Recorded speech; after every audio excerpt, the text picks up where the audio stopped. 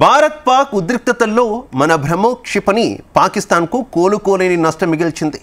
భారతదేశం, రష్యా సంయుక్తంగా అభివృద్ధి చేసిన బ్రహ్మోస్ క్షిపణికి భారతదేశంలోని బ్రహ్మపుత్ర నది, రష్యాలోని మోస్క్వా నది పేరు పెట్టారు. ఈ క్షిపణిని అభివృద్ధి చేయడానికి $250 మిలియన్ ఖర్చు చేశారు. నేటి విలువ ప్రకారం 2135 కోట్ల రూపాయలకు సమానం. ఈ ప్రాజెక్టులో భారతదేశం 50.5%, రష్యా 49.5% వాటా అందించింది. ఇక బ్రహ్మోస్ క్షిపణి అధికారిక ధర గురించి ఎటువంటి సమాచారం బయటపడినప్పటికీ మీడియా నివేదికల ప్రకారం బ్రహ్మోస్ ఉత్పత్తి యూనిట్ ధర సుమారు 300 కోట్ల రూపాయలు.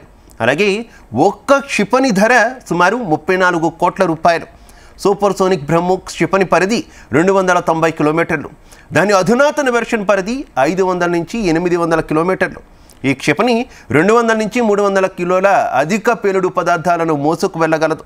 ఇది శత్రువును నాశనం చేయడంలో కీలక పాత్ర పోషిస్తుంది.